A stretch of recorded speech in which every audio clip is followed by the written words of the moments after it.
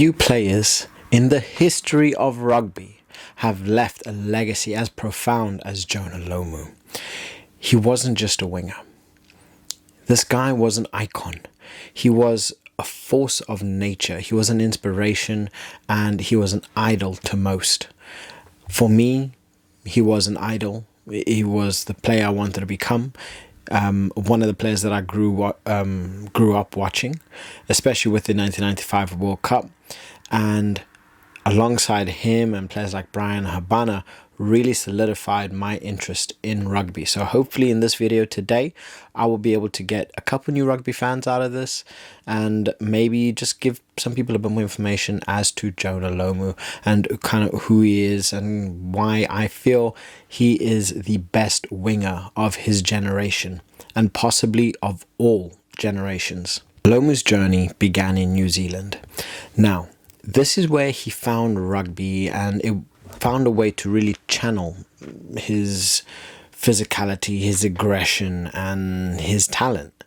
Now, despite facing serious personal challenges and including a very tough upbringing, he persevered through it, and he ended up making his debut for the All Blacks at just 19 years old. Now you got to think, 19 years old, making his first team call-up for the All Blacks. And the All Blacks were considered the greatest of the greats. You know, they were untouchable. And this was, I believe this was 1994. Now, he brought something to the New Zealand, or to the All Black side, which they had never really seen before. He brought this really solid combination of size. I think it was around 6'5". 6'5" for a winger is giant. And then his raw power, his speed, his agility, something that the world of rugby had never seen before. A man of his size, his stature, but having the speed that he was able to muster out of him from God knows where. Because this guy was a force of nature. He literally ran through the try line with damn near enough 7 Frenchmen on his back. Something special.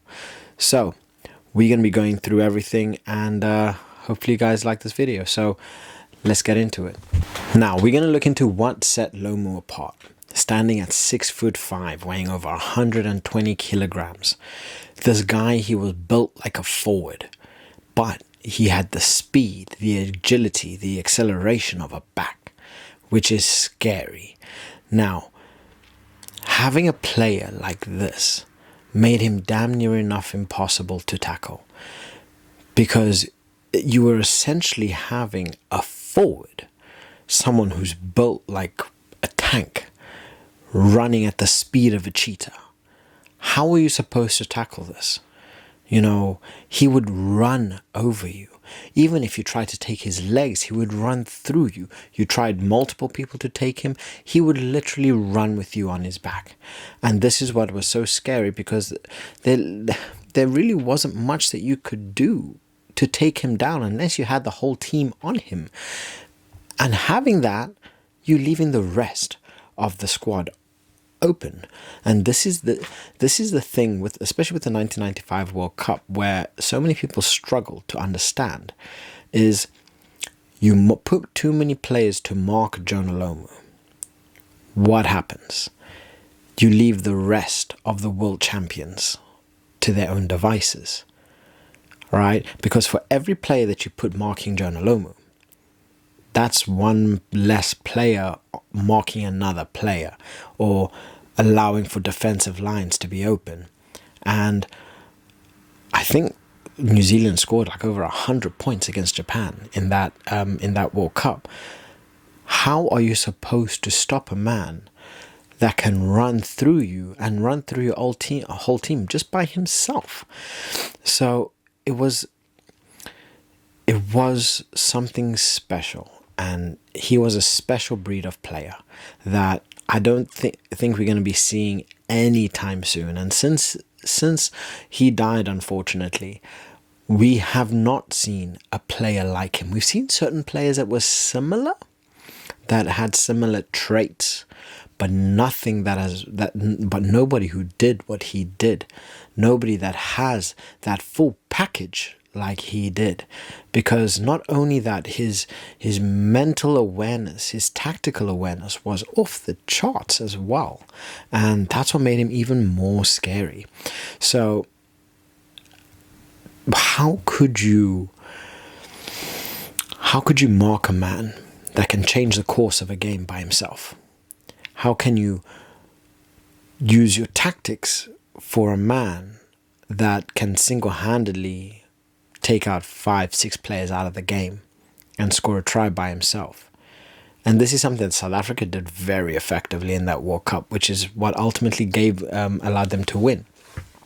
But you look at his moments, you look at just the highlight reel of this man is something spectacular. And unfortunately, he did not have the longest of careers.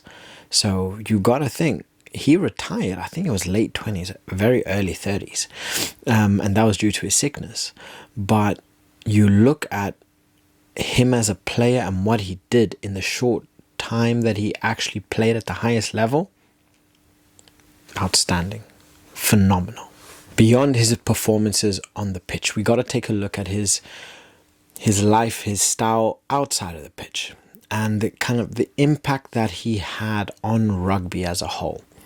Because you got to think, not only did he bring a whole new fan base to rugby, you look at the impact that he had on the future generations of players. Everybody wanted to be him. Everybody wanted his jersey. You look at the menace that he was, destroying everybody. He was bringing new fans to rugby. He was just putting out highlight reel after highlight reel of what this man can do. And his charismatic figure, it really helped break a lot of boundaries in rugby, because rugby's never been like football. Football's been always very highly advertised and, highly televised. Rugby's not necessarily been at that level. And having someone like Jonah Lomu really be a face to it, it did help, especially back then. It did help rugby kind of become what it is today. And I don't feel rugby's international reach would be as it is today without the likes of Jonah Lomu setting the world on fire with his performances. What makes Lomu's story just that much better and that much sweeter is his remarkable resilience, his remarkable love for the sport, and his strength as a human being. Because some people know that he fought chronic kidney disease, which severely hampered his ability. It stopped him from doing a vast majority of things. And for any man, that would have debilitated him. Not for Jonah Lomu.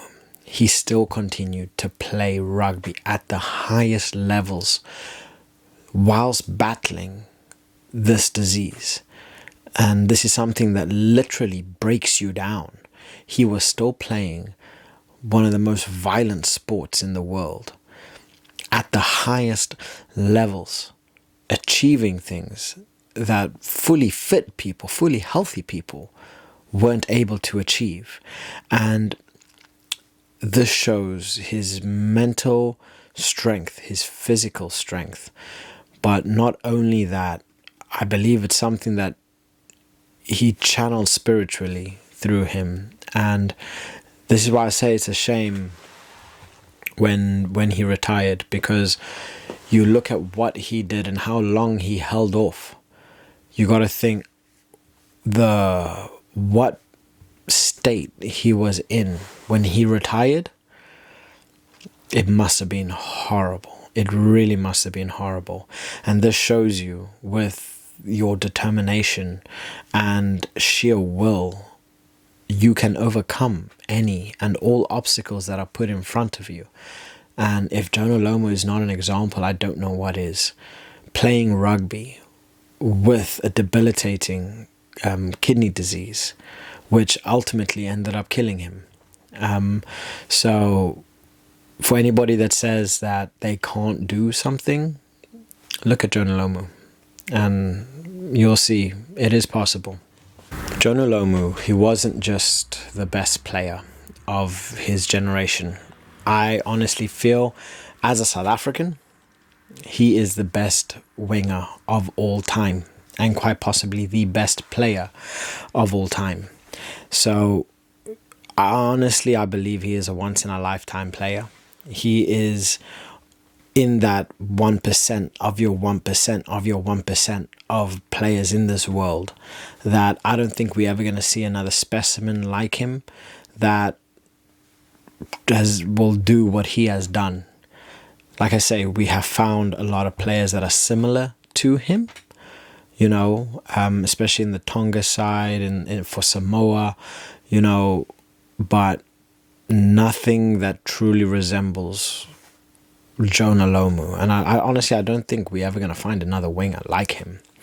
So when you hear the name Lomu, this is what you think. You think of greatness. You think of a one-of-a-kind player. And every time you see a player running with power, a player dominating someone else, running over them, running with 7 Frenchmen on your back, literally taking out half a team, the first player that comes to your mind is Jonah Lomu. And that's how it will probably forever be. His legacy will live on as long as forever as there will be a winger in rugby. The name Jonah Lomu will be forever remembered, and it's something he deserves a statue for what he did for his country. And I want to know what your thoughts are. If you think that I am wrong in this, if you think that there was a more complete player than Jonah Lomu, I'd love to hear it. And I mean a complete player, from physical, mental, just everything. So drop your comments in the comment section below. If you want to see more rugby content, please like and subscribe, as it really does help me. And I do want to continue providing you guys with good content and look at providing you guys with even better content. And the only way that is possible is with your guys' support. So on that note, thank you so much for watching, and I'll catch you on the next one. Bye.